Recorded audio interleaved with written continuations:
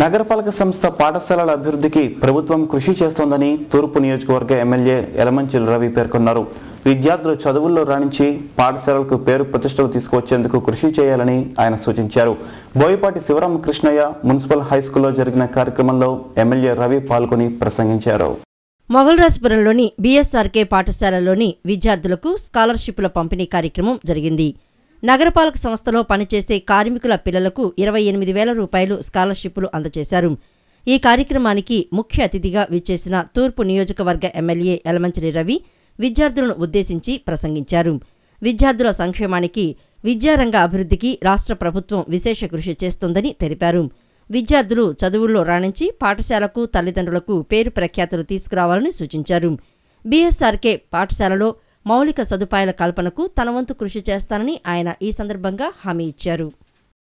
Triple 3 సీట్లు సంపాదించారంటే చాలా గొప్ప విషయం. ఈ స్కూల్ నుంచి జనరల్గా ట్రిపుల్ రూరల్ ఏరియాకి ఇవ్వాలని చెప్పి నిర్ణయం తీసుకోవడం జరిగింది. కానీ కలెక్టర్ గారి దృష్టిలో పెడితే అది అర్బన్ ఏరియాలో కూడా చాలా మంది ఉన్నారు, మీకు అర్బన్ ఏరియా కూడా ఇవ్వండి అంటే కలెక్టర్ గారు దాని మీద ఇమీడియట్గా ఒప్పుకుని గవర్నమెంట్కి రాసి దాన్ని ట్రిపుల్ కూడా మన అర్బన్ ఏరియాల్లో కూడా స్కూల్స్లో కూడా గవర్నమెంట్ స్కూల్స్లో ఇవ్వాలని చెప్పి ఒక నిర్ణయం తీసుకుని మనకి ఇవ్వడం జరిగింది. వచ్చిన మొదటి సంవత్సరమే మనం దాదాపు 12 సీట్లు విజయవాడ కార్పొరేషన్ కైవసం చేసుకుని పిల్లలకి 12 మంది పిల్లలు ట్రిపుల్లోకి వెళ్ళడం చాలా అభినందించదగిన విషయం. టీడీపీ సీనియర్ నాయకులు దేవేందర్ గౌడ్ యనమల రామకృష్ణుని విమర్శించే స్థాయి కొనలకొండ శివాజీకి లేదని టీడీపీ నాయకులు నాగుల మీరా విమర్శించారు. బీసీలకు సముచిత స్థానం కల్పించింది కేవలం టీడీపీ పార్టీనని ఆయన స్పష్టం చేశారు. బందర్ రోడ్లోని తెలుగుదేశం పార్టీ కార్యాలయంలో ఏర్పాటు చేసిన విలేకరుల సమావేశంలో టీడీపీ నాయకులు నాగుల మీరా మాట్లాడుతూ బీసీ సాధికారిక సదస్సు విజయవంతం చేసినందుకు ప్రతి ఒక్కరికి ఆయన కృతజ్ఞతలు తెలిపారు. తెలుగుదేశం పార్టీ నాయకుల్ని దేవేంద్ర గౌడ్, యనమల రామకృష్ణని విమర్శించే స్థాయి, అర్హత కొనలకొండ శివాజీకి లేదని అన్నారు. బీసీలకు సముచిత స్థానం కల్పించింది కేవలం తెలుగుదేశం పార్టీనేనని పేర్కొన్నారు. బీసీలను కాంగ్రెస్ ప్రభుత్వం విస్మరించిందని మండిపడ్డారు. ఈ రోజున ఆ సదస్సు చూసిన తర్వాత కాంగ్రెస్ పార్టీ నాయకుల గుండెల్లో రైలు పరిగెడతా ఉన్నాయి.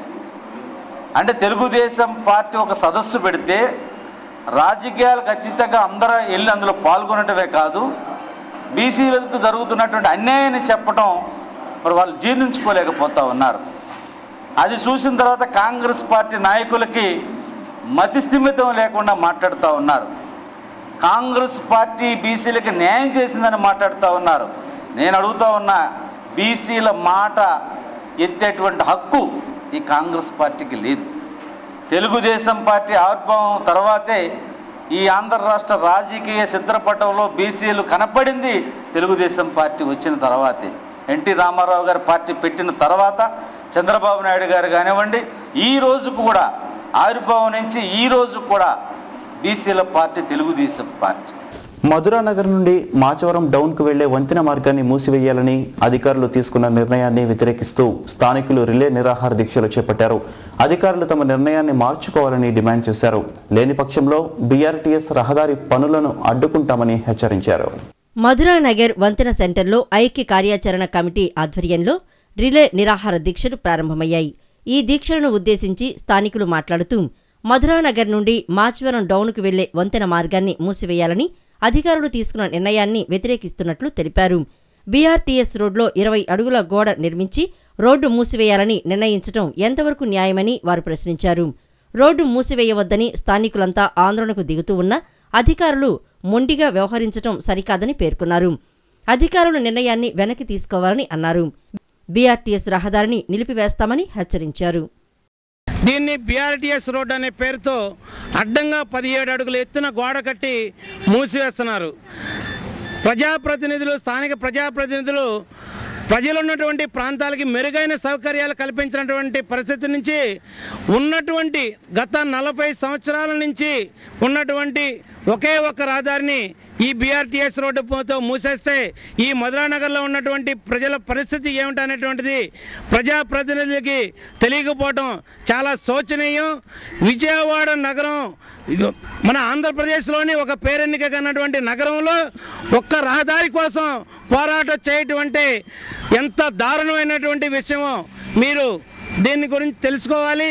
ప్రజాప్రతినిధులు, అధికారులు ఈ రహదారి మీద కోసం చేసేటటువంటి పోరాటానికి ఉన్నటువంటి రహదారిని కొనసాగించే విధంగా ఇప్పుడు కాసేపు ప్రకటనలో